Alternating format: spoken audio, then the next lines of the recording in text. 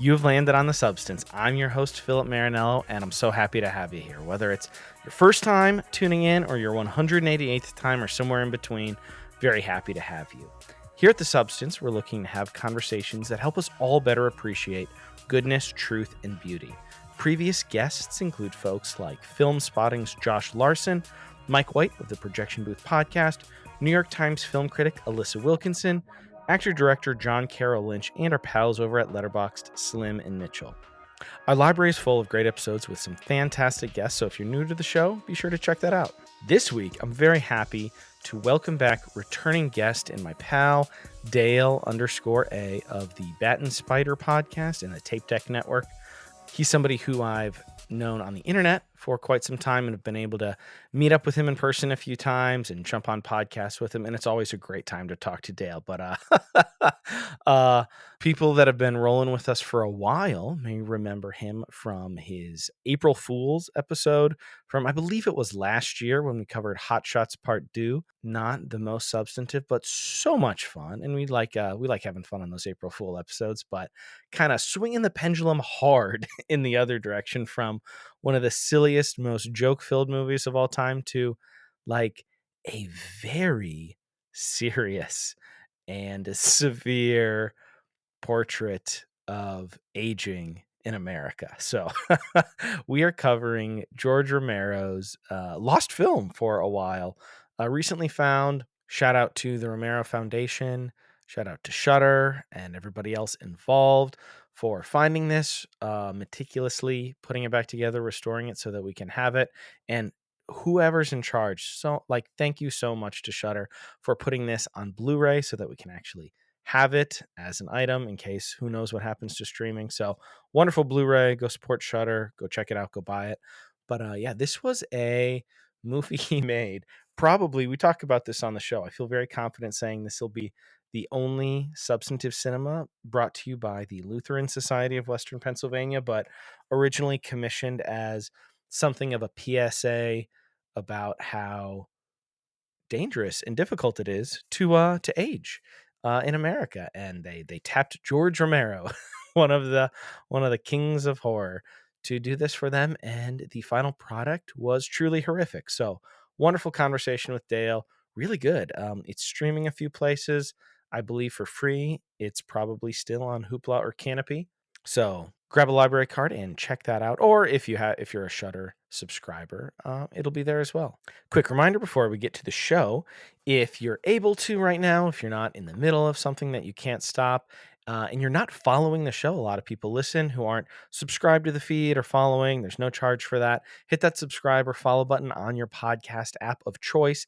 And if you would, hit the 5-star button. And if you're listening on Apple Podcast, please consider writing a sentence or two about us, and it really helps new listeners discover the show. Now, without further ado, here's my conversation with Dale on George Romero's very somber and disturbing film, The Amusement Park.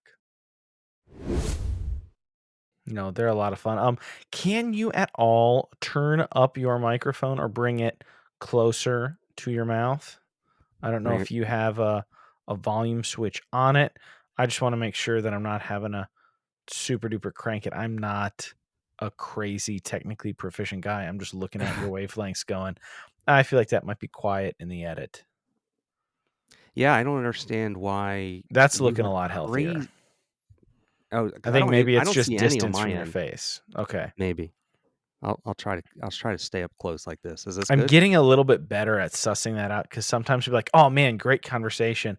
And then I rip the audio and I try to put it together, and like the guest is so effing quiet. And I'm like, oh, this is such a good conversation. I want people to listen to it. So I have to turn myself down and then hope that the listeners have to turn it up when they listen. So trying to get better technically. I don't have a Slim here producing anymore. Yeah. No, it's good that you're tuning into that kind of stuff. It's good to catch you up front. Especially when you don't know how to post. When you don't know how to post edit that stuff. I have no idea. I'm very much I've got enough to get by since I lost my editor and I've been doing it myself. Yeah. But, man, I can't wait to get somebody else back doing that, hopefully one day. Yeah, it was by the way, that's I think the last time we talked here, you were, I think, looking for an editor or you were Yeah, I super think I had afraid just to. lost somebody. I don't know, because you did April Yeah. Fools last year. Because this year we did, Jupiter Ascending, I think. Mm. 2024, we did, Hot Shots Part 2. Yeah, yeah, that's right. So, What a good the time. fact that Dude, it's been too long since we talked on this. I know, thanks for the invite. But I have gotten to see you twice in Philly since then, so that's been great. Yeah, that's true. Yeah, that's even better than this, Dude, if so good, and anything. I got to bring Anna this year. It was a blast. Yeah, it was great meeting her. She seemed to have fun and, like, you know, everybody was just so kind and stuff. Everybody's so welcoming. It's the best group. I mean, I think one day, like, it's a really cool, like, situation where they were purposeful, but they're also just good people. Like, Slim has a lot of strategy. Like, he plays dumb, but there's a lot of strategy there, but also, like people attract like people, and they're just Mhm. good dudes having fun, trying to put out good into the world, and Yeah. they just a really wonderful community has kinda sprung up. Yeah, and it's really, like, they self-maintain, like, the whole community kinda, like, looks It out kinda for each does. other, and they kinda, like, cultivate or encourage like-mindedness, so there's no, like, insanity or, like, these weird. I mean, sometimes people are people, but, like, for Sure, the no, most it's part. not it's rarely ever like, oh, like, this is awkward," like, Yeah, somebody like, here is there's no, being, like. like, psychotic or whatever. Yeah, nobody's, like, bat-esque crazy and just, like, sticking out from No. the community And in a weird there's way. also a lot of diversity in there, like, it's not like some sort of monolith, it's just kind, respectful, cool people who, Yeah, like movies or like watching movies in some cases. they get it. They get it. And I love one of my favorite things, I think we talked about this a little bit in Philly, love that we got Clarence, like, hardcore in the band's, sphere. Oh god, yeah, yeah, dude, just his addition is like, he just hopped right in there, Dude, literally and every time, like, I listen to the episodes usually on Thursdays or Fridays, and by the time I get to the point where they talk about the new episode, I look it up on Letterboxd, like, fresh log from Clarence, like, he's he always I on it. know. He's so on top of it, it's incredible. Like, he's faithful too, like, he And this watches last week, them. he watched twice. Yeah, yeah, right, exactly, because the one was in the watch party with the Movie rest of sound us. oh, was it? Okay, I missed I don't know what's friggin' wrong. I know they don't always, like, list them out ahead of time because sometimes they're impromptu, but I feel like I've been in several, but I feel like I often Mhm. miss them, and I'm like, "Oh," everyone's like, "Great watch party, guys," and I was like, "What?" Like, Yeah, yeah, I yeah. have so much more like, I think me and you and a handful of us, like, we have some nice, like, work flexibility. I was like, "I probably could have tuned in for an hour or so." Yeah. Yeah, I was actually, you know what? I was actually gonna at you because, I mean, it was literally like 10:30 or 11 a.m., and I was like, "Guys, I gotta watch this movie, so I'm gonna stream it to Discord if anybody wants to join in." It'd probably be around Nice. 2:30 or whatever. It was so impromptu, I didn't create, like, an event or anything like that, but, I might start doing that more because I end up watching the movie during the day, usually on a Monday or whatever day we're going to record, and, a lot of people tune in. It's so So fun. Or the late that's awesome. night, like, double that turn into triple that just turn into, like, as long as we can peer pressure and, like, still have a few people awake and active. I know. Those Yeah, yeah, it's like, as long as, like, there's a couple of us, like, showing signs of life and What can was put that eye insane emojis. I think you dipped out for, like, the Anna Ghoul and we'll get to the Oh. movie here shortly. Like, if this is in the Oh, yeah. episode, the I Oh, guess we're yeah, doing okay, a I trust Bat you. and Spider intro, which used to honestly, before I, like, became friends with you, it used to Mhm. kinda drive me nuts, like, so many people in the village were like, "Oh, I love Bat and Spider." So, like, I listened to a few episodes, I was like, "Guys, like, I tried." They talked about video games for, like, 20 minutes, like, I don't know what but, like, now I love the pre-show stuff. I love the movie stuff as well, but the Yeah. whole the whole show now I'm an appreciator of. Oh, Have good. been I'm for a glad. while. It's tough to juggle. It's tough to juggle and know But what you're making it matters, for you, especially me. like, you and Chuck aren't trying to Yeah. get rich on that. Yeah, exactly. You're right. You know what? And I always have that instinct, and I learn from my friends, but I'm making what I'm making it for me first and foremost and what I would probably listen to, um, and I gotta keep that in mind, and, Totally. I gotta And it's a and, great like show. We have a yeah, great, thanks. like, it's pretty similar, like, there's a lot of overlap, but it's also a very tight, supportive, very friendly, and, just a great little community. Yeah. Yeah, I love our overlap too because we keep the grime over in Bat and Spider. For the folks who do overlap, it's like we know who that Us side of us, and sickos. yeah, like, and we keep it over there. We keep it like, we keep our identities kind of separated, our Well, okay, spheres. all that to say, what was that insane movie? I think you dipped out. That crazy movie that Anna Gould had us watch that was like Steve Oh, Barkett kinda level guy, where it's like this dude who made this movie, and he stole all these, like, songs, and that's why it hasn't been able to get played. I need to look that up. I was trying to was tell that somebody. was that It's like The like the something? Mr. Nasty? Was that the not that that's not Mr. Nasty, No. right? I think that may be where they changed their names, Or but is that what the guy who Ernest was in it? see, this is I have the no I idea. may cut this. I'm just kinda Yeah, yeah, fishing yeah. here, but tags. I'll cut to remembering it. Tag name. I wish that the letterbox like the tags were automatically alphabetical and then you can like no, like what are my most used ones cuz I feel like I'm Yeah. always switching it to alphabetical. Watch party. I definitely dipped out, so I don't even know. The Astrologer. Oh gosh. Do Wow, you know yeah. about this movie? I no, I don't know about this movie. Gosh. Okay, Craig Denny. Literally, he's got one movie, director, actor, story. It's The Astrologer. This thing is bananas. So maybe have Anna send you that file. Okay. Yeah. No. Yeah, I will. It was crazy. There were about probably like maybe a half dozen to a dozen of us during that watch party. It was You guys wild. were you guys were hanging in. Like it's really hard to describe. It's honestly it's 77 minutes, but it's Oh, just okay. completely bananas. Like it's the type of movie where like at any given point where the movie will be 10 minutes from then, like you couldn't have predicted. God, I love those movies. It's so fun. They're so good. Also, if we're just kind of vamping here, you want to hear a terrible story that is im incomplete because of my incompetence here. Where is it? So I was talking this week. This has been a really busy week, and Yeah. earlier this week I was talking to my wife in my kitchen about all the stuff that we had, and I was excited. I think I had to schedule, like I think it was around when we had to reschedule because you weren't feeling good. And Mhm. I said something, and this is so I only wrote down the punchline, like, I was like, "Oh, like, what was that, like, funny story I wanted to tell Dale?" And then when I pulled it up in my notes app in my phone, I literally only wrote down the punchline. I didn't write down the context. I was like, "What the like, Yeah. what?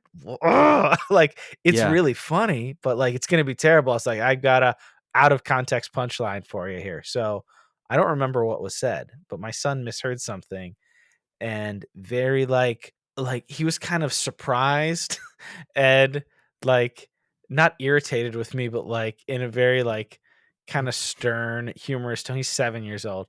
He's Yeah. like, he's not half ghost, and I was like, what are you talking about? It was a very funny setup, but I don't remember it. He said that your friend's not half ghost, and I was like, no, he's not. Like, I don't know what you heard. And it was Right. really funny in the moment, and, wish I had the setup for that punchline, but Right. that was the story I wanted to share with you.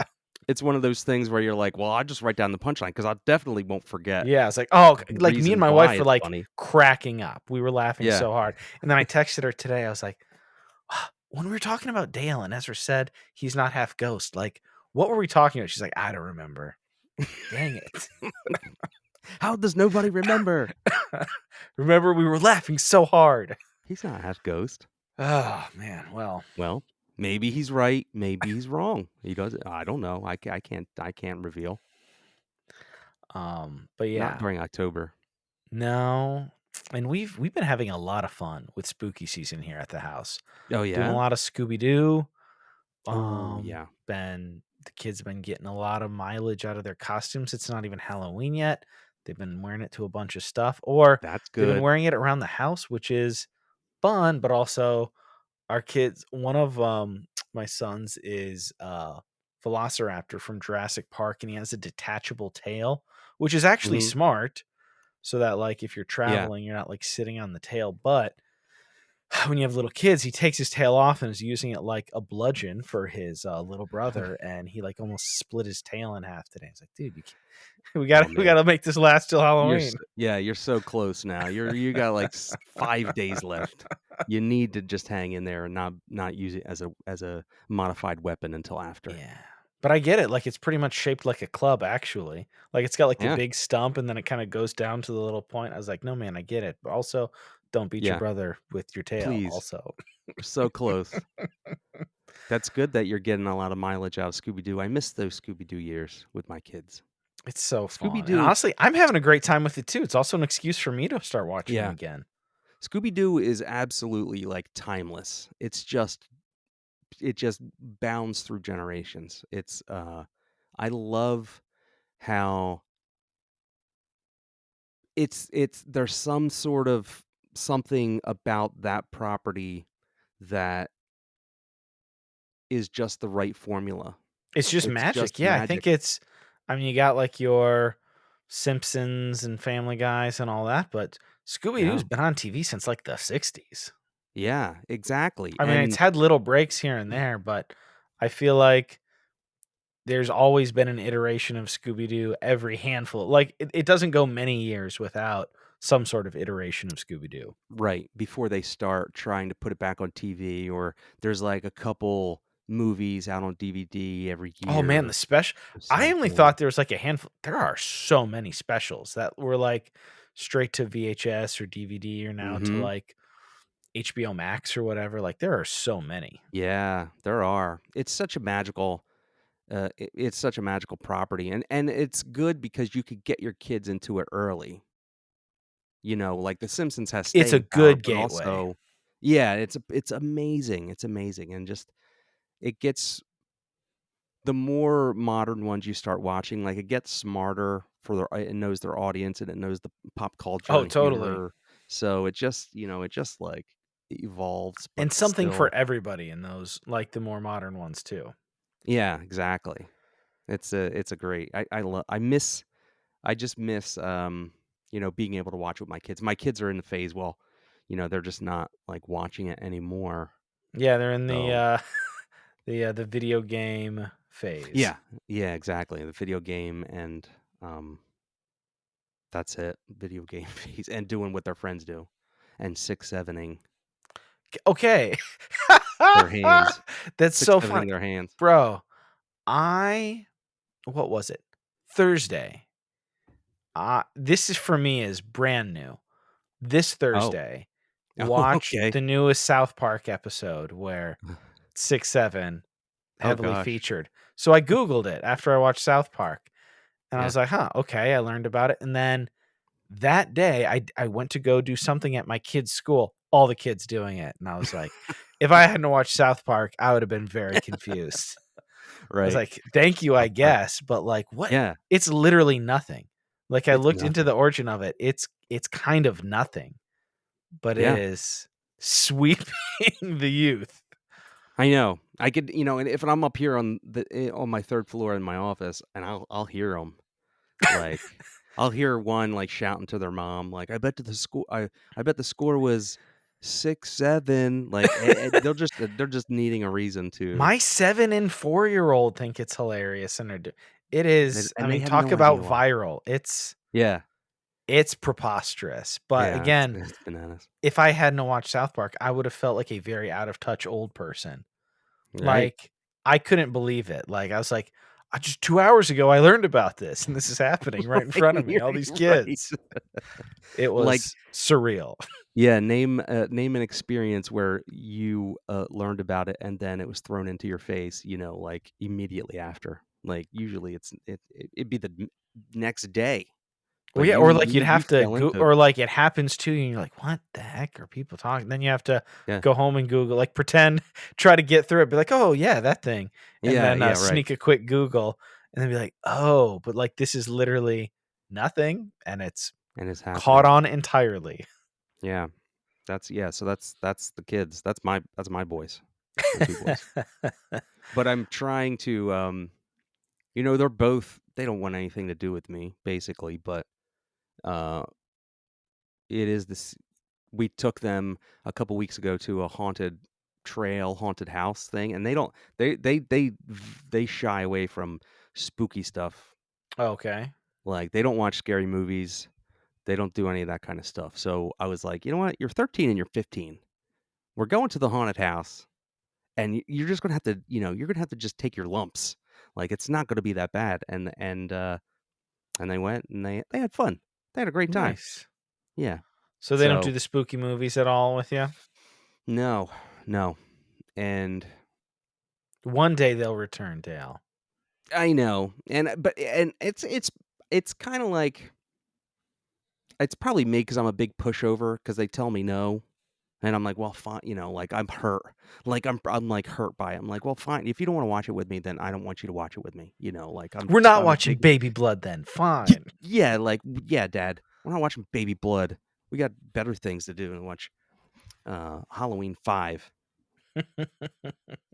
But, yeah, I caught my son. I was watching Scream 4 in my room the other day, and my oldest came in, and he watched it for a good couple minutes. I'm like, "Well," I just need to say, "We're watching something.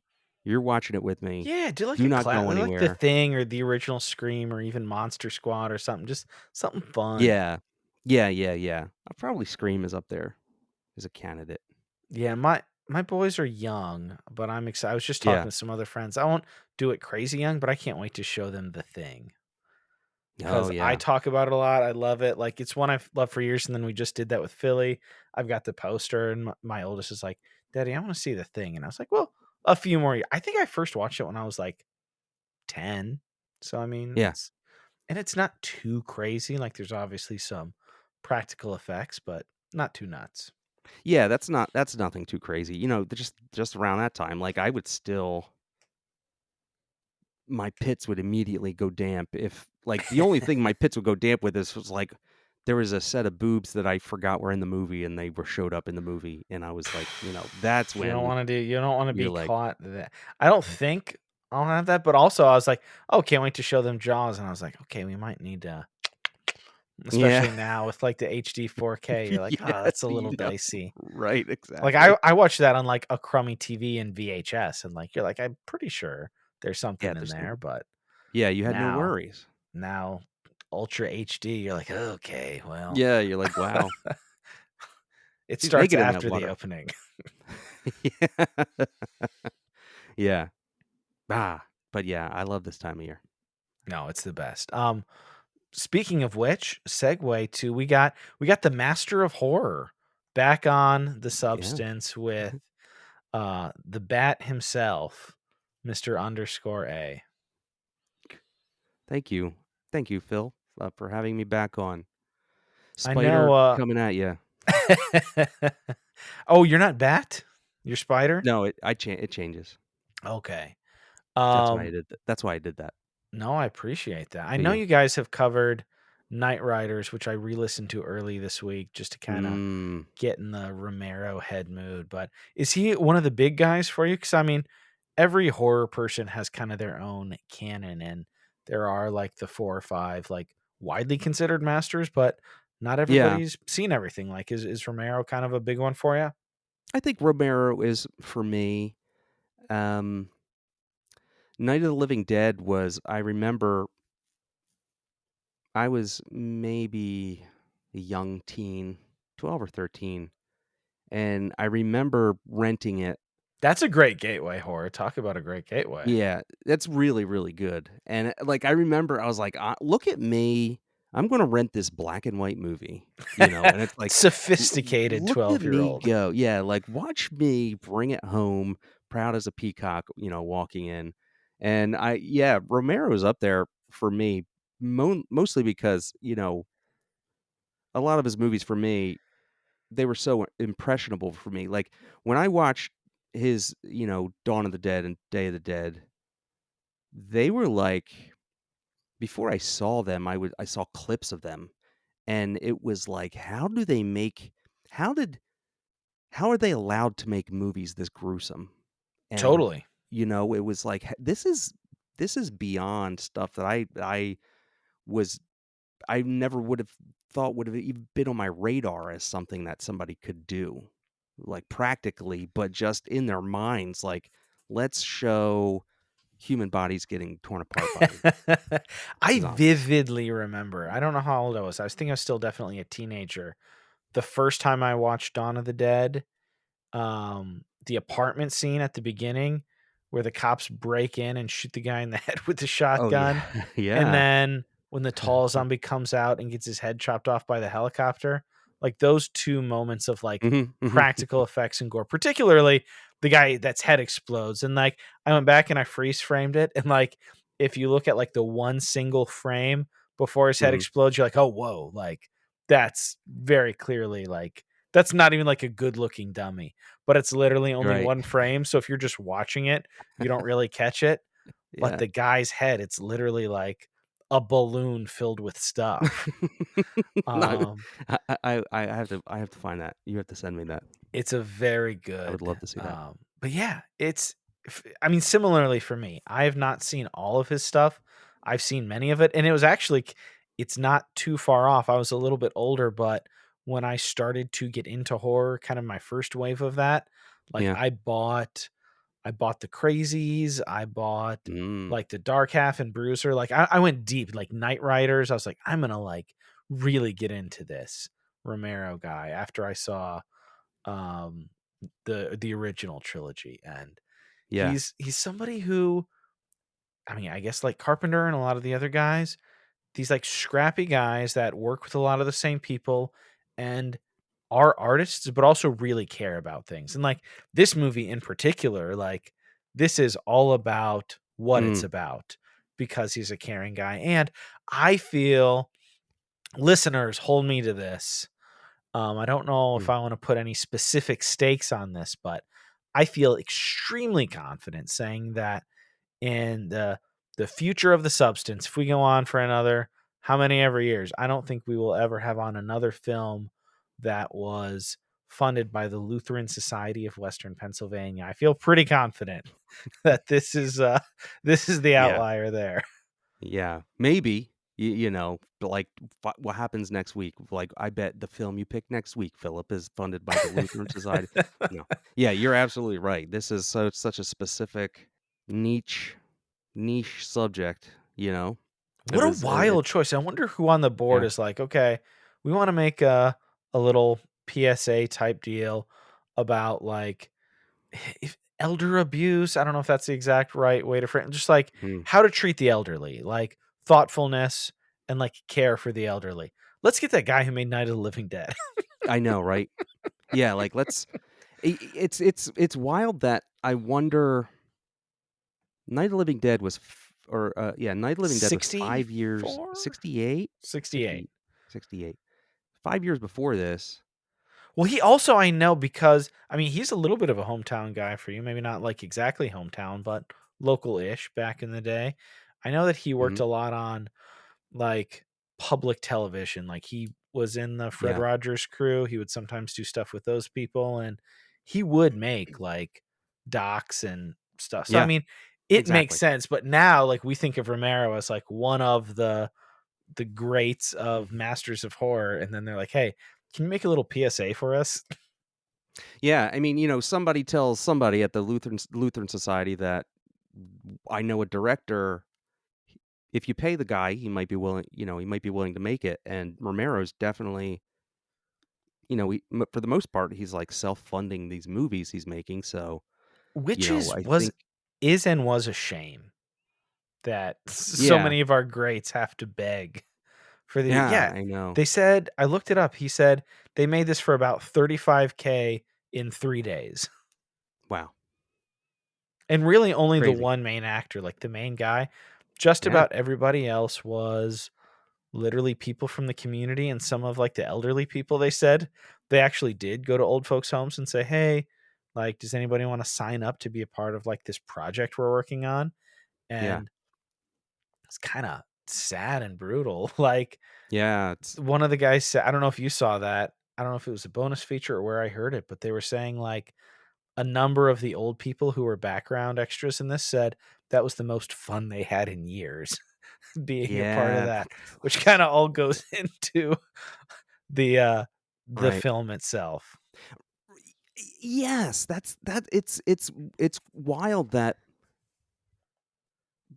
because this movie gets made, a handful of elderly, get to enjoy themselves for 3 days. It's like because otherwise, they're just they're what the movie is about, you know? Yeah. So, but they get for whatever reason, they're the ones that are selected to, leave their living situation and go out and enjoy themselves for 3 days. It's wild. So When you this when is Oh, go ahead. when you first tapped me to do Yes. this, I was Tell like, "Yeah, me. I'll do a" like Romero. I remember watching the amusement park a couple years ago, and, like, all week, I thought nothing else of it. And today, when I knew I was gonna watch the movie, I went back and read my letterboxed review for this, and all of a sudden, like, this pit in my stomach, like, I was like, "Oh, Jesus God." Like, this is this is way more serious of a subject than I was even like, it just hadn't entered my mind, and I remember it was such a serious subject, but my previous letterbox review says, "Frightening. I'm scared to realize or admit that I'm doing not doing enough or my part. I'm scared for the people in my life." Like, I didn't know Whew. and it was that's like 2 sentences, but I couldn't write, like, a multi-paragraph review on this, like, soberingly real 53-minute, like, PSA on, like, the old people of this world are not a burden, or they shouldn't be viewed as a burden, and, like, I was like, "Oh, Philip, like, You're just cursing me. yeah, yeah, you're gonna have somebody else on for Day of the Dead, and I get to do the amusement park, and it's like the most serious thing I've ever had to do in my life is talk about this movie." Uh, Yeah, no, I'd also watched it when, like, it first came on Shudder, and actually, yeah, it was the first and maybe only. I've been buying so much physical media lately, so I could be wrong, but I think this might be the only Shudder Blu-ray I have, like the Shudder exclusives or whatever. yeah. There's a few that I wouldn't mind getting, but I think it's the only. But yeah, no, I bought it right away because it's Romero. This I movie kinda was want it. lost for like almost 50 years. Like, I was like, no, Yeah. like, it's amazing that it was found and restored. Like, hopefully it'll always be there streaming, but I want that Mhm. on my Romero shelf, so I bought it immediately. And it was a very strong, like, it made an impression when I first saw it.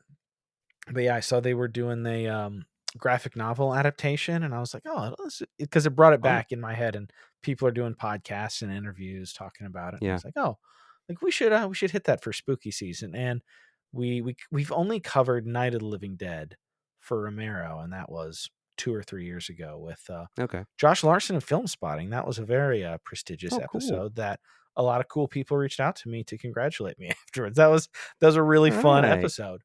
Also back when I had an editor who, took care of that for me, um, but no, the amusement park, like you said, it's sub 60 minutes, but it's so powerful. It's a Yeah. very surreal, it literally is.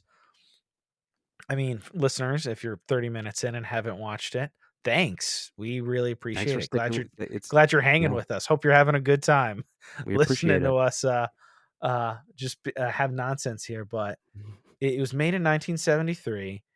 It's pretty much this one guy going through, like, it's an allegory for life as an elderly person, a senior citizen, and it's a man going through an amusement park.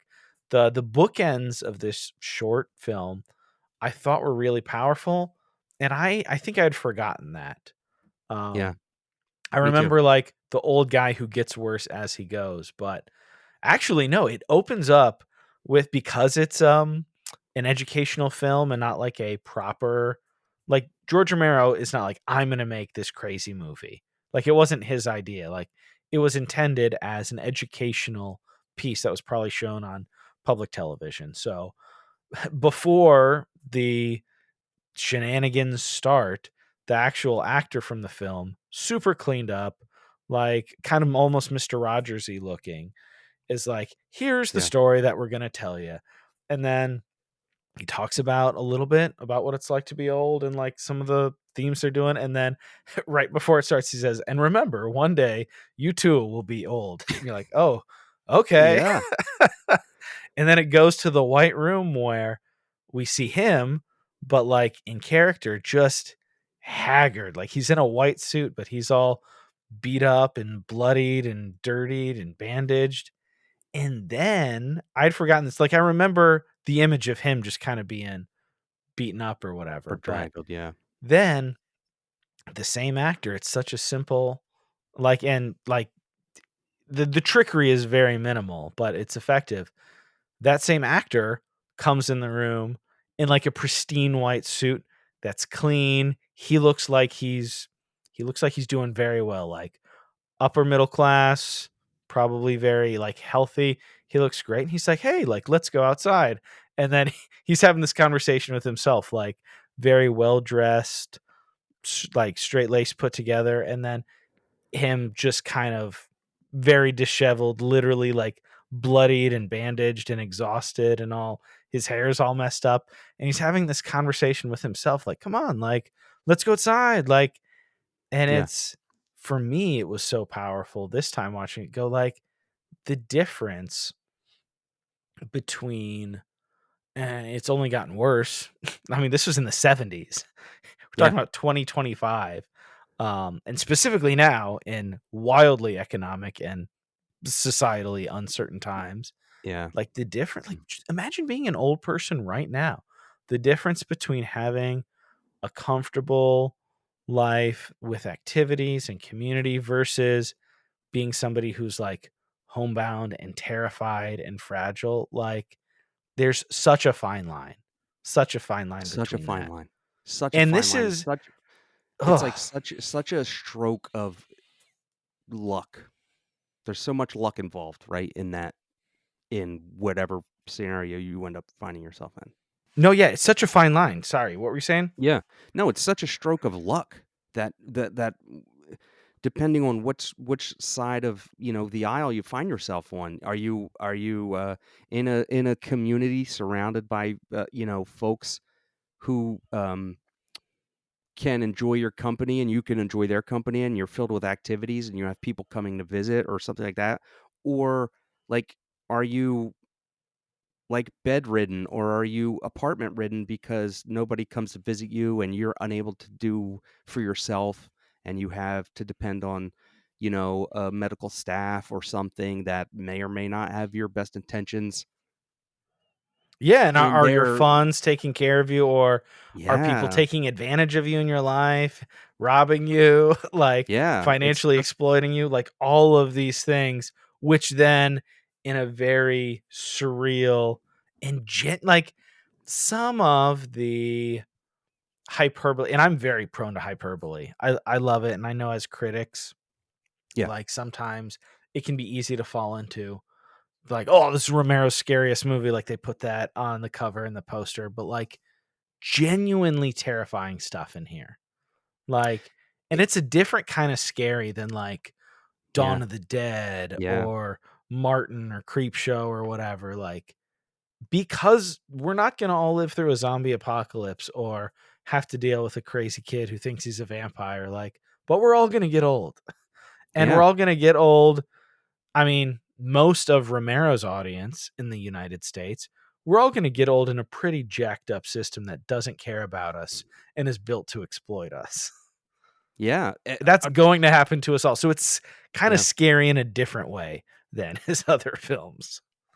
Right. It's too real and it's too because, as a viewer, you're watching this and unless you're inhuman or unless you just can't pick up on anything, That's you. You're going to be in their position at one At some point. point, yeah, God willing, if we live Yeah, long enough to become old, we're gonna have to go through life as an elderly person. and then you think about your life up until now and the people that have touched your lives and the people that your grandparents, your great-grandparents, the people in your lives tangentially, like at on the outer edges of your family that like my grandmom Shepherd, I knew she might have been my great grandmom, and I remember her when I was young. But I barely went to see her. Like, and obviously I wasn't like driving my car. I was a young kid, but it's just like you think about all these lives that you've interacted with, and they're all like they're all susceptible, and you're going to be susceptible. And how And are you listeners of like? a certain age, like me and you, I'm thinking of particularly, my 2 grandmothers, like, they had different, lengths of ending, but, I remember they're both passed, and Mhm, I remember, the moment. Mercifully, one of my grandmothers had a much shorter time of, having, a real struggle, yeah, but one of my grandmothers literally went from being, the most vibrant, doing things all the time, had a full social calendar. She worked probably maybe longer than she should have. Not that she had to. She wasn't yeah, broke. She just that was her community. My yeah, grandfather passed several years before, and she worked. She was yeah, involved in church. She was involved in like neighborhood type stuff. She did stuff all the time, and then she fell, and that was it.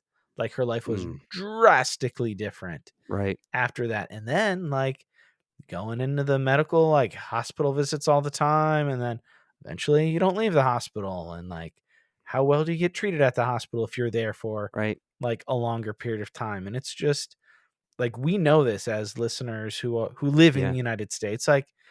It would be great to have a robust village type society where it's we all care for each other, and we we have room in our homes, and we have multi generations living under one roof. But right now yes, that is not the common thing. And right, this right, movie, and it's the surreal imagery of this movie. You're like, man, this might likely in some ways, some of this will probably be my experience to a degree one day.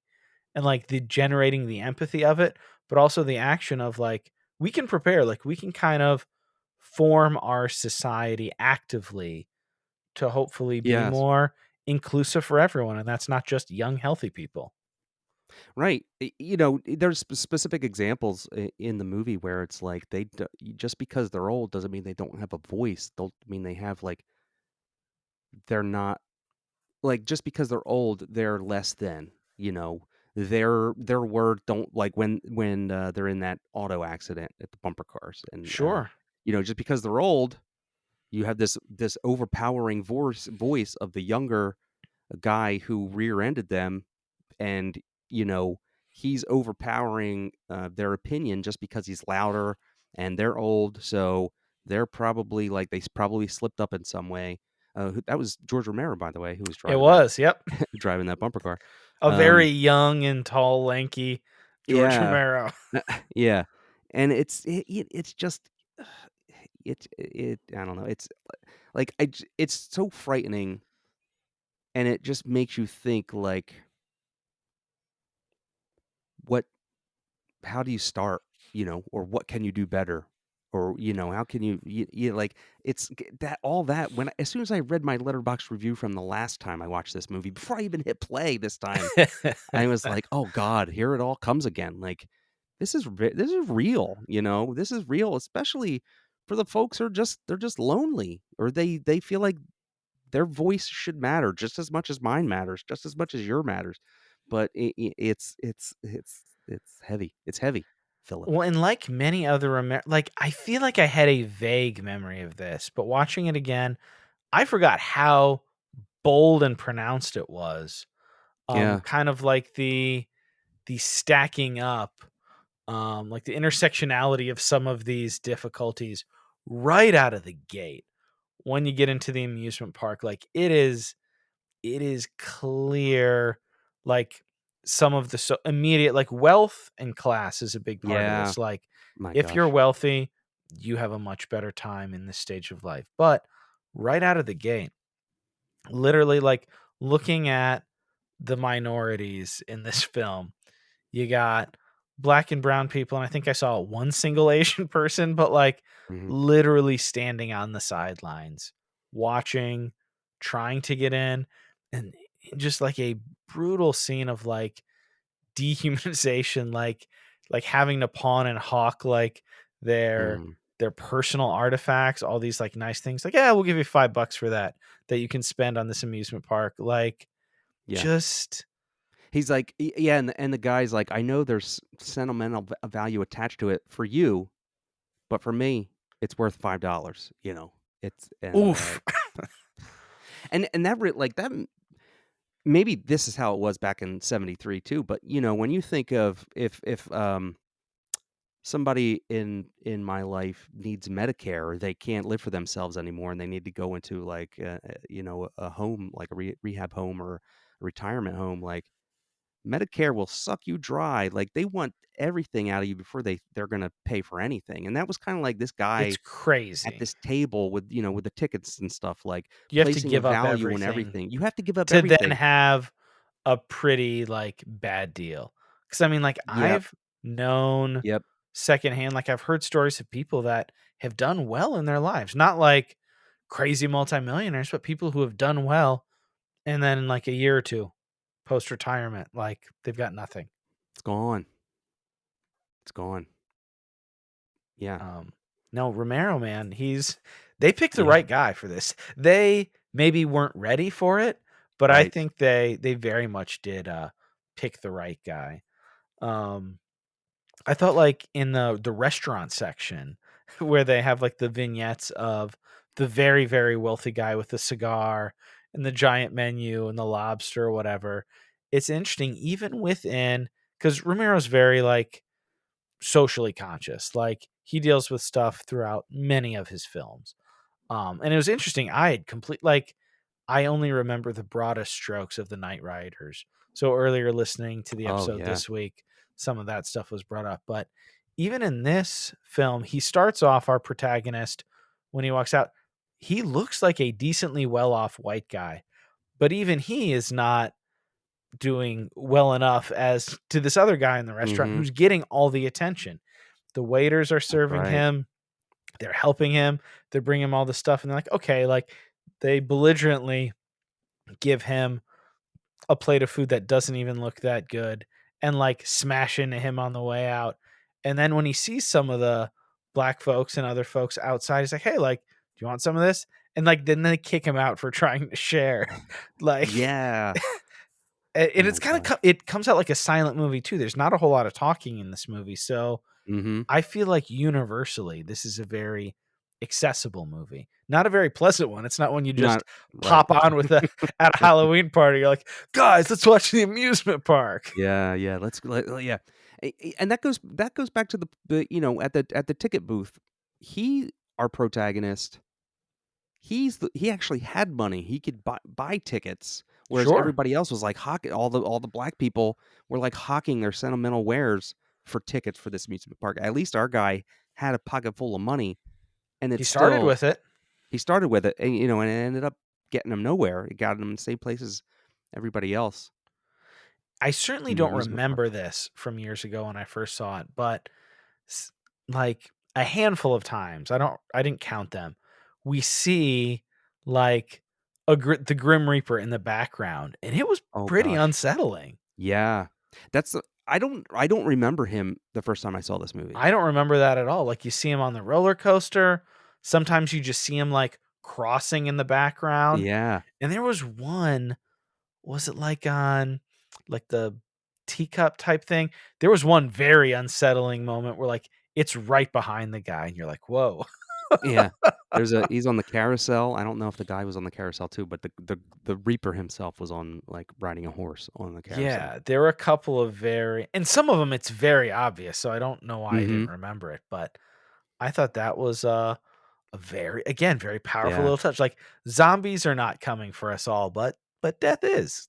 Death is, and, the inconveniences of inconveniencing everybody else's life by being a burden on society. 'Cause as soon as you can't do something for yourself or, even so, even if we were perfectly capable of, living by ourselves and cooking for ourselves, an elderly voice might not be as loud or as matter as much because it's just older. Man, Yeah. Philip, why did you dig all this up in me, you know? How about Dale? How about that young couple who went to go see the fortune teller and they're like, "Oh, tell us our future like." Oh my Like, gosh. what's our future together like? Like, Yeah, "Well, and do the you want for us to tell you in Ronald Reagan's America what your future's like?" and the fortune teller's like, "You have to watch it all. Like, this is Or not you even, have I to guess, yet. you have Yeah, to no, accept and it." Like, then yeah. they're like basically, it's like, "You're gonna die broke and in a crappy apartment Oh my run by a gosh. slumlord with the doctor who won't answer your phone calls and, like, begging for a dime to call on the payphone." Like, when that old lady was begging for change to call her doctor on the payphone, like, Because she ran out of that of was her own dimes. rugged. I know, and people just were swatting at her, swatting her hands away from them because they couldn't they were disgusted by the idea. And she just wanted to call her doctor because there's no phone in their slummy apartment that they Who can afford. literally was, like, trying to ignore them for, like, what appeared to be more well-to-do patients. Yes. Oh man, gosh. Yeah, it's crazy. E every Um all these oh, go ahead. scenarios that get all these scenarios that just come up, it's all relevant. It's all so still relevant, you know? Mm, Yeah, he got robbed on the beach and beat up by that biker gang, like that stop motion where they were coming closer and closer to him. Really cool effect, but that yep. was kinda what left him in the state that we see him in at the beginning in the White Room, and right before he gets back, I thought the most maybe one of the hardest parts of the movie, and, like, it's kinda the final climax of his emotional suffering. You think Mm, he's gonna get thrown a bone.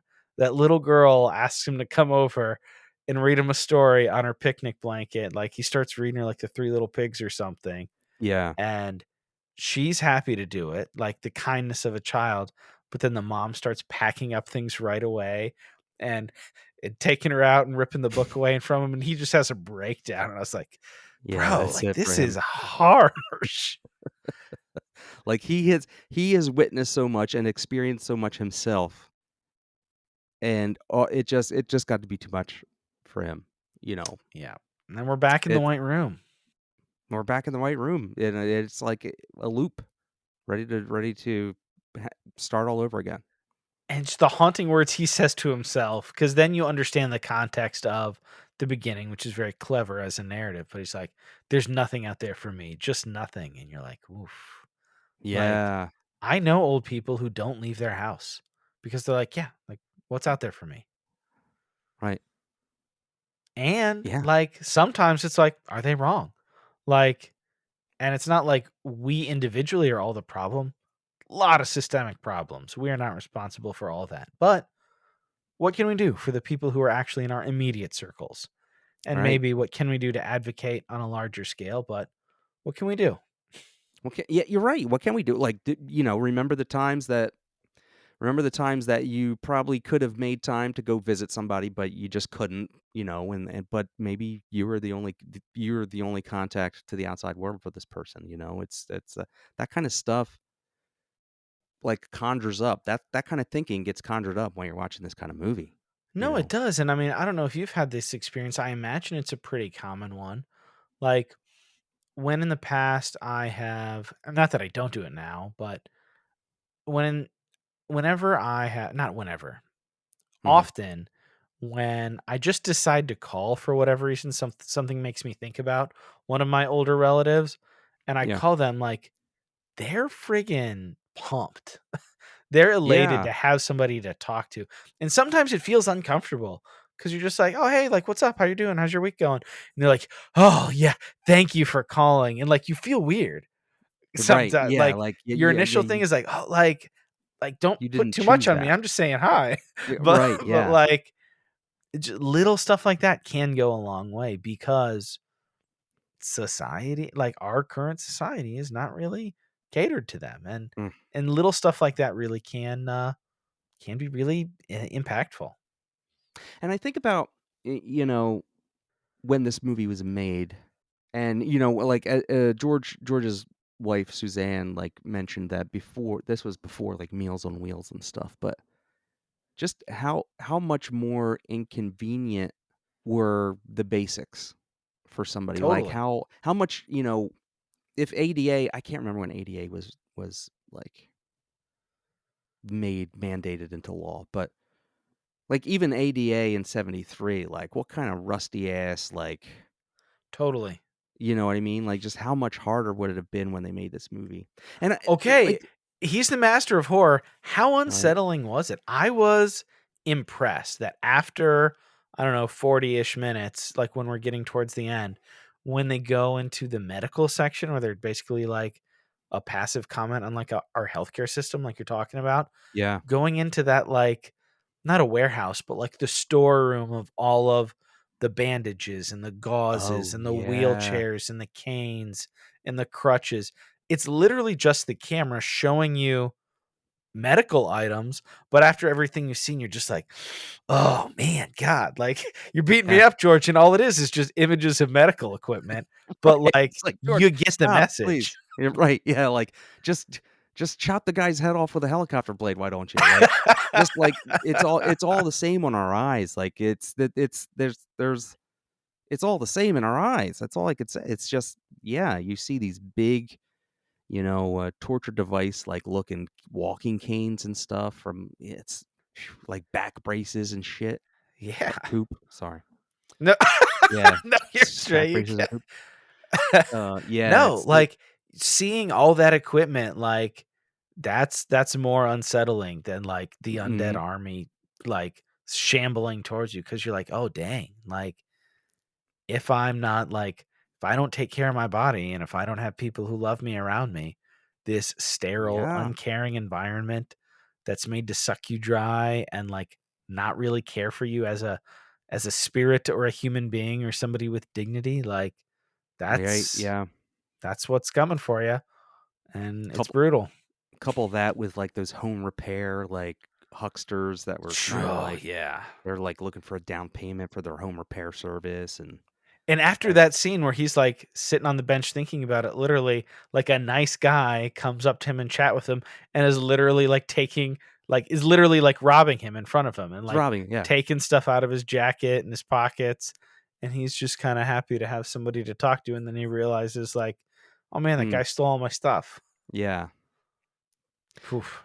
Yeah, this movie made for when it was, made for who it was, um, the Lutheran Society? Lutheran Society of Western PA, shout out. Yeah. It's a little bit of a perfect storm that this is created. The Lutheran Society is, like, unsettled by what they're seeing.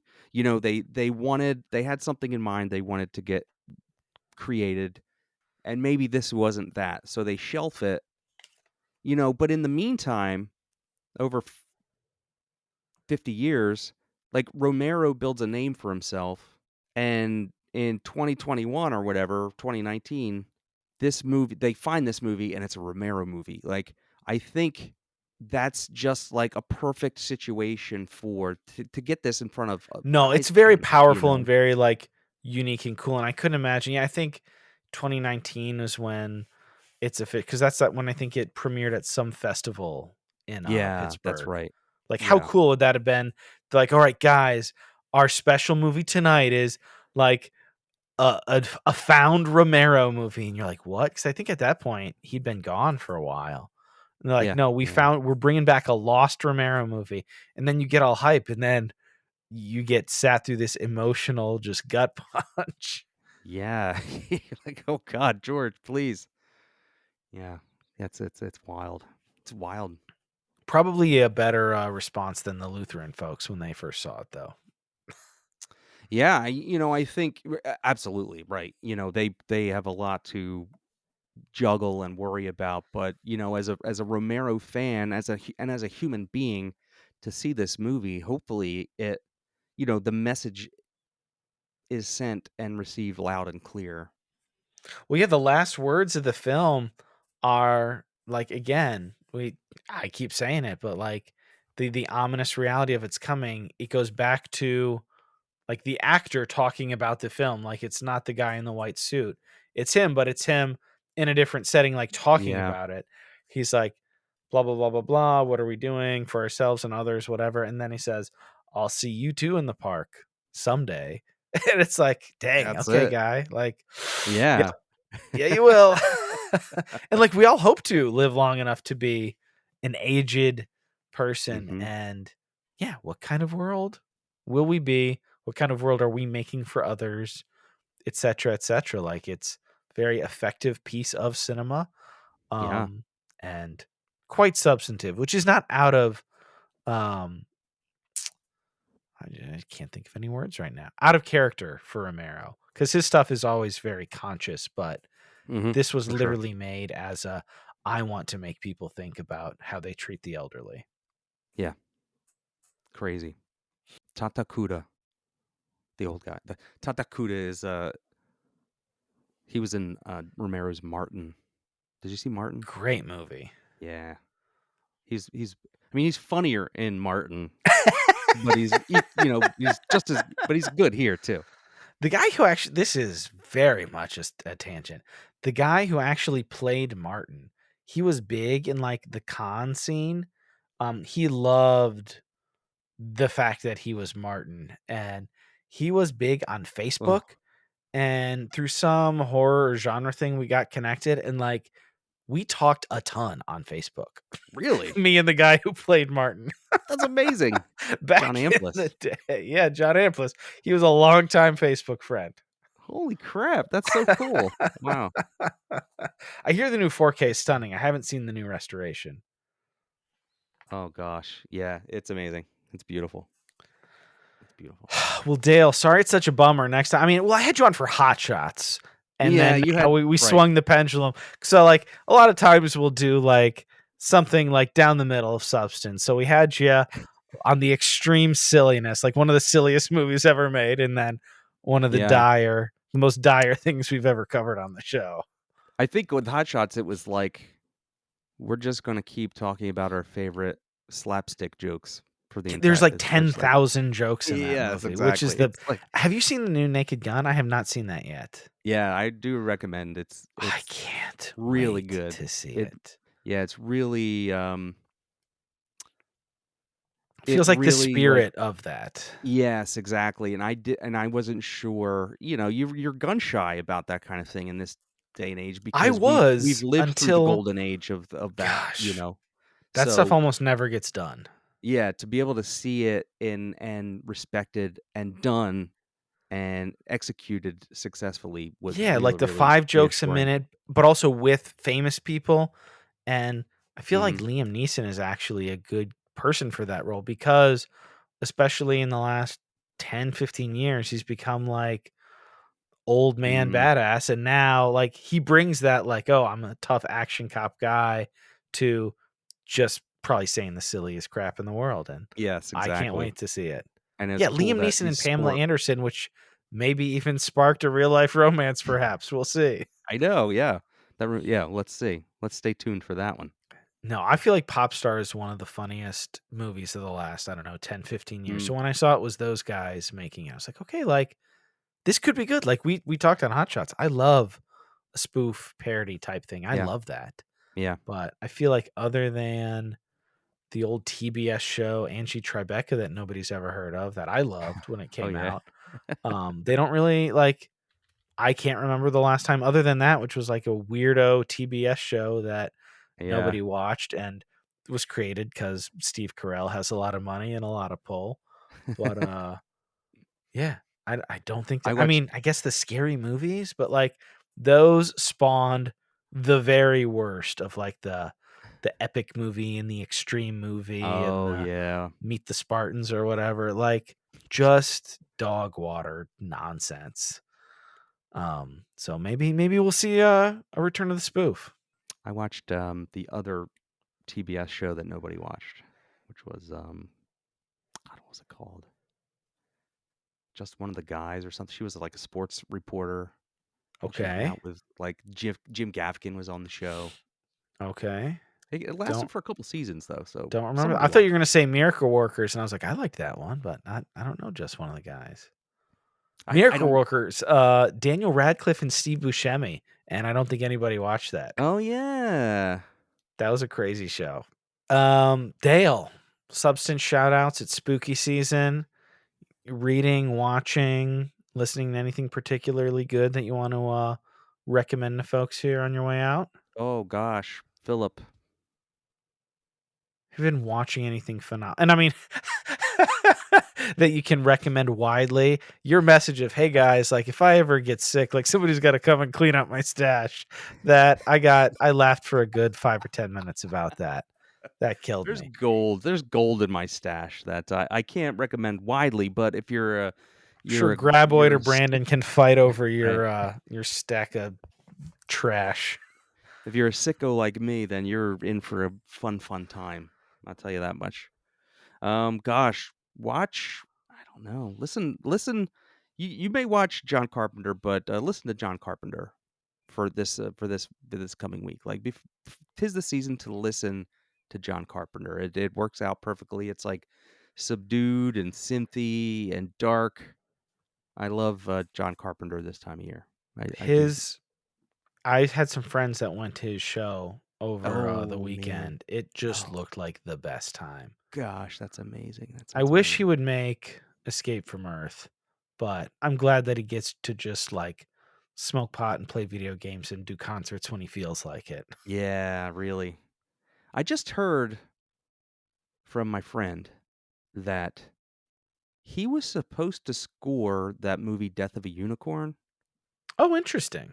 and he scored it, and A24 chose not to use it, so the movie was released with a What? different score, but So I that gonna be, also like, heard. Lost Themes, like, 5 or whatever coming Yeah, out yeah, soon? exactly, like, Nice. he was able to keep the rights to the score he did use, so I guess he's gonna be releasing it or something. There's murmurs there, so that's follow that news. That's That's your crazy. I it is kinda wanna see crazy. that movie. I have extremely low expectations of it. Yeah. I imagine it would be a functional watch, but with a John Carpenter score, I bet it would really be elevated. Honestly, yeah, I agree. I agree, and I think how many more fans would it bring how many more eyes would it bring to the movie if John's like, I tell you, John Carpenter scored the movie, whatever that's worth, you might watch the movie just because, you know? A lot of But people would. I yeah, mean, maybe that's not, my Jenna opinion. Ortega fans, but, like, most Right. people would. I mean, I'm a big fan of her, but, like, her Yeah. younger fans, who knows what they would go for, but, yeah. I like the movie for what it's worth. I think it's a It good looked movie. fun. I mean, Yeah. that one and, like, Y2K and some of those, I'm like, I feel like those would be really fun, like, throw on while you're, like, doing chores kinda movie, like folding Yeah. clothes or whatever. Like, it's Yeah, not, right. like, high like, A24 has put out some phenomenal stuff lately, but as they are kinda going wider, which I'm totally supportive of, sometime I go, "Oh, okay. Yeah. What do we got here?" Yeah. Right. Um, I will say, what do we got?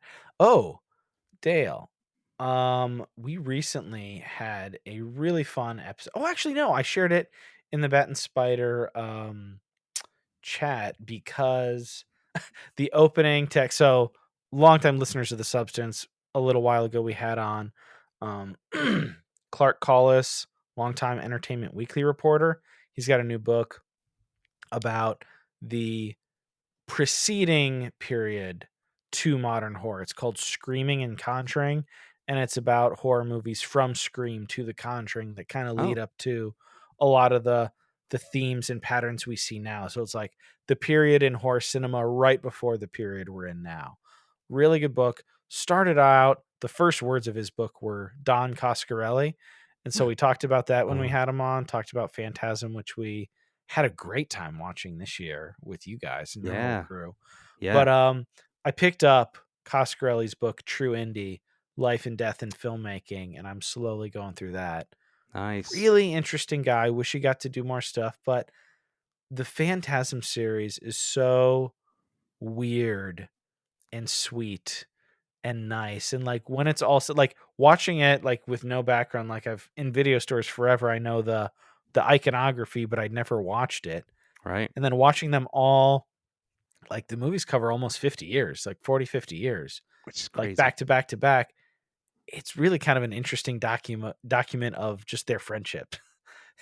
Yeah. And he in his book, just kind of hearing him talk about his journey. Uh it's been fun. So true indie. If you like genre film or want to be a filmmaker or just want to hear a Mhm. really interesting story with a lot of ups and downs, it's a good one. Nice. Cool. And I'll also say I recently got to this is I'm talking about a Shutter movie. This is an old one that an older one, not super old, but one I had heard people raving about for years. I finally got to see and have my first experience in the theater. That's One Cut of the Dead. Have you seen that one? Oh, One Cut of the Dead. I What did a I've only watched delight. it once. Yes, it's like a it really surprised people when it first came out, like, it Yeah, it caught surprised fire. me Yeah, now. So I mean, the elevator pitch, I don't want to ruin it or tell you too much, but if you don't know about it, if you're not a horror fan, thanks for hanging with us. But so yeah, One Cut of the Dead is this small group of like indie filmmakers are making this very low budget zombie movie, and then a zombie outbreak happens while they're making this movie, and then it kind of gets meta and expands from there. And I don't want to tell you too much, but I was delighted by it. I thought like it had some scares, it had some laughs. By the end I was crying. Like it was a great little movie. yeah. So, Yeah, I and that one agree, I I feel like agree. I could recommend to anybody. Like you don't have to be a horror fiend. Like it's Right. not disgusting. Yeah, So, I I feel like agree. anybody could watch that one, and it's It's a good genuinely gateway. very heartfelt. Right. Like, I'm I'm pretty easy to, get the tears flowing, but, like, it was a very touching movie when it was all said and done about these people making a zombie movie during a zombie invasion. Really good stuff. I'll have the Bat and Spider link in the show notes. Anything else you wanna, plug or have folks take a look at? No, just, just remember to, love each other and love yourselves, Philip. Boom. That's what I And say. tell Kevin McKenzie to have you on again soon. Please, I would try not to get sick. You should did you send in, like, a VM or something? You should send in a VM Ugh. on their next episode. I haven't Okay, watched that yeah. 2018 Halloween in a while. I kinda don't love it. I wonder if Hmm. it would grow on me. I feel like a lot of the Halloweens have grown on me. Like, Once Yeah, Upon a that Time, that was my favorite of the uh-huh, slashers. Like, there's a and couple of phenomenal movies in that series, but there's so many, and so many of them do things so similarly, yeah, and they're not all as good as a couple of them, so I don't right. know, I really do go up and down on those. Yeah. No, yeah, I was thinking of this recently because Halloween is my favorite franchise, but there really is some, pitiful single, like, movies, but I will go back to them, and it's funny because I was watching one the other day, and it's not a particularly good, Halloween movie, but I will faithfully watch Was them. that when we messaged was that 5? Was that when we were talking about the cookie woman? Oh, was that 6? It had to be 6 or Oh, H2O. okay. Yeah. It had to be 6 because it's not particularly good, and I Introducing faithfully Paul rewatched. Rudd. Yeah, Paul Stephen Rudd, and, there's not a lot of movies that if I were to sort on Letterboxd and look at my movies that are 2.5 stars or lower, I probably wouldn't go back and watch any of them, except the ones that I'm nostalgic for: Sure. Halloween, Friday the 13th, but outside of those, like, what am I doing with my time, you know? Sure. It's so funny how I'll, like, punish myself over the things that I caught during a certain time in my life, and they've stuck with me. So they've become rewatchable to me. Like, I love them even though they're bad movies, kind of Yeah, thing. no, they bring you back, or They bring me with back. which we get to do a lot with Discord and various podcasts, like, getting to enjoy them in community, even remotely, really is a lot of fun. Like, Yeah, it really half the does. stuff I don't watch Bat and Spider for every episode, I don't watch the films, Sure. but when I do, I've had a couple of just real gems where I'm like, "Wow, this is amazing," but usually you're like, "Huh, that was interesting," but Mhm. just the joy of doing that with a group of people Yeah. is so fun. And yeah, like, that's even if it's like a 2 star, it'll often get a heart if I'm, like, watching it with other people. It's like, "This Yeah, was a yeah, fun yeah. time Can't watching help it. some, nonsense." But then every now and then you'll get like a Steve Burkett. That's right. It's pretty infectious watching it with other people and just to gauge their reactions for certain scenes and stuff like that. It's like, when people start typing in all caps of what they seen, it's like, you know what? I love it even more now because that Oh, person loved it and that person loved it. I gotta do Ernest Scared Stupid sometime. I had forgotten how intense it was. And then we did the Yeah. watch party. I was like, "Oh, maybe that is not ready for my kids just yet. Not at all." Gosh, yeah, I haven't watched that since I was young. 9? I don't know. Yeah, no, that was kinda gnarly. That's what everybody said. Now I am super curious about that. Well, Dale, man, thanks for the time. Sorry it was such a bummer. We gotta have you on for, like, a down the middle one next time. Just please don't, like, make me think about my future or, what I should be doing Won't make you to contemplate your own steward mortality in the humanity. midst of a Right. broken society. Right, thank you. So there you have it, the amusement park. George Romero's The Amusement Park. Not a fun watch, but very affecting and a truly wonderful movie. I actually heard Dale shout out to Dale and Chuck over at Bat and Spider in between recording the show and posting the show. And if you're still listening at this point and you're a committed listener, my truest apologies for the October rollout here. We only had the Clark Collis episode at the beginning. I've got a few in the can, trying to get them out between work difficulties, vehicle difficulties, health difficulties, Halloween plans with the family, and just kind of the general fall of the American empire. I've been busy and exhausted and occupied. So sorry that we didn't get these out uh, at a more timely fashion, but thank you. All that to say, in between the recording of this and the publishing of it, I heard Dale on his podcast, Bat and Spider, talking about the experience of going through this. And he said, um, he actually appreciated this a lot more on his second viewing because the first viewing is kind of overwhelming, even especially if you don't know what you're getting into. But even if you do, it's a very visceral and intense and kind of overpowering experience watching this movie. So maybe if you're interested in diving into it, maybe give it a second watch. Maybe watch it with some friends, but let them know let them know ahead of time what they're getting into. And one of the mercies of this is it's short. It's not even an hour, so it's not unbearably long, but it's a harrowing experience. So lot to unpack, lot to think about and consider. So George Romero, and that's all of George Romero's movies. This is probably one of the least entertaining ones, but he always had something to say, and that's one of the many reasons that we esteem him so highly. We should definitely do more of these um, in spooky season and out. His stuff is always worth watching. If you like the show, if you enjoyed this episode, the best way to support after listening is to share it with a friend. Text a friend. I know that October is over, but for the real ones, spooky season is never over. So send them this episode. Say, hey, this was a bummer of a movie, but a great conversation.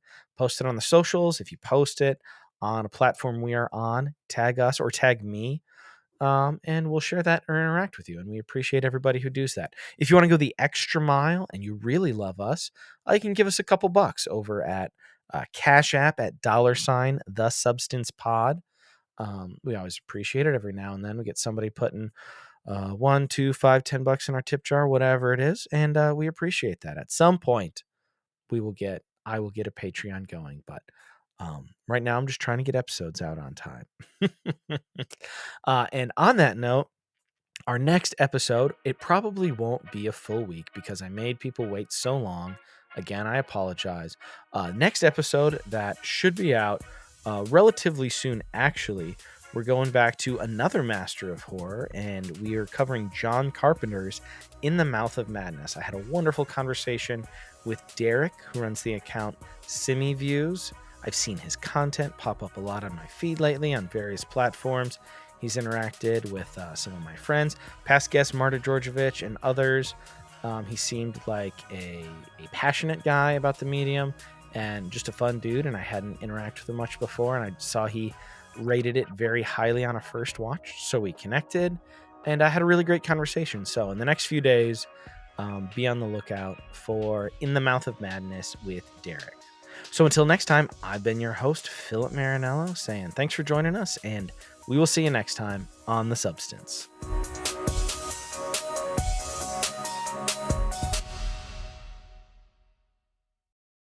Thank you. Thank you, Philip. And I'm going to pronounce the name wrong, but don't edit. Keep this in the show. Thank you, Substantive. What is it? Substantive. Thank you, Substantive Substantive? Substantive cinema. Thank you, Substantive cinema. I'm like Chris Tucker in that movie. Oh, man. We'll cut it.